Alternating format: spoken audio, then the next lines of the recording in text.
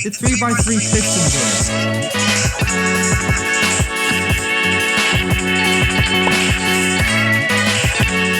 This is for bedrock, by the way, so if you're on Java, this probably won't work. So, with the press of the button, our door opens up just like so. We can walk them through, we can close it behind us, and once again, the door shuts. It's very cool. The animation itself is alright, but I think the beauty of this thing is in its redstone. It is glorious.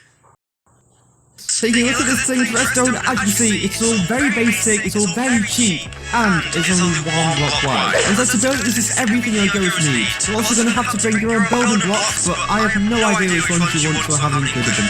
Just bring your own solid blocks, please. And then you also need a 9x9 block area, and this is also going to be one wide. Now this will actually be the frame of your door, so your door is going to be on the inside of this, and you actually want to get this thing.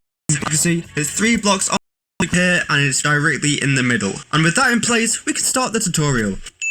So the very first thing you want to do is you want to come round to the bottom middle. You want to place a temporary block here with 2 sticky pistons directly on top of each other, just like that. Destroy this block. Then want to come round to this corner over here. You want to place a sticky piston going towards the left. Then you place some more temporary blocks here. Sticky pistons going up here. Destroy this block. The same thing on the other side, but without this piston here. So you will just want 3 sticky pistons all going into their blocks. Then on the very top, a sticky piston facing downwards, and that will be our piston layout. So to explain this, all these pistons will extend up here, and then this one's down here.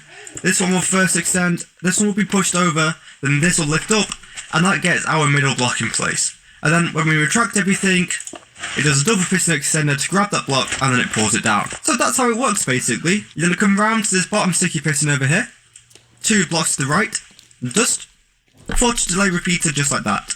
We're going to come a block down over here, another force delay repeater, with a block in front of it, torch on top of that, block on top of that, torch to the side of it, torch on top of it, block with redstone dust. So it looks something like this so far. Then come round to the bottom over here.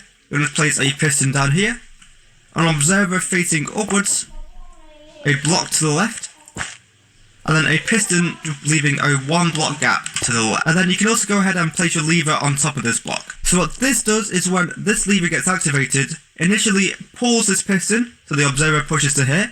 This activates this sticky piston, which pushes that block up. And then this redstone line carries the torch up here, so it activates this piston. And this 4 delay repeater up here activates this one, so it pushes everything up. So we can actually try that out. As you can see, bravo. Also, just while we're making it, make sure that this is pushed over to the right. Then come back around to the top, you're going to place dust on top of this piston. Block here, more dust, and then a block directly going into this sticky piston. You then just place a redstone torch on the side of it, then get one of your regular pistons out. You then place this one going downwards. This may be difficult to place in, but you can always, just make up blocks here and then place it just like that. And place a torch to the side of this piston, with a sticky piston facing downwards, redstone block beneath it, and you want to place a block to the left of this sticky piston with dust on top of that.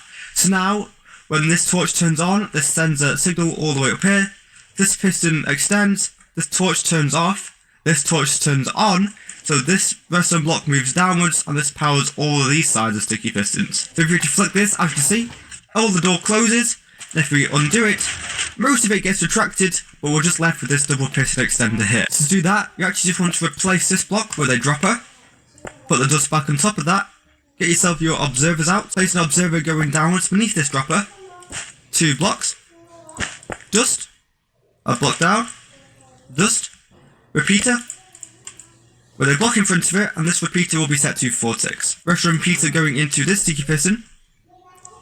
Then place an observer coming away from this dust over here to the right, with a block in front of it.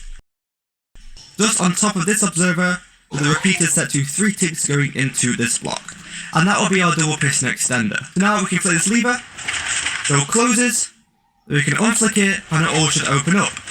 There we go. So that is the door done. However, this bit is actually important. If you want to move this lever so you don't have it on this block, you actually want to link up a redstone repeater into this wire, just coming around here. But the most important thing is if you're moving the lever or having any other type of input into this block, you actually want to set this resting repeater to 3 ticks and this one to 3 ticks. I do not know why this is, it just is. So now we can actually use it just like so.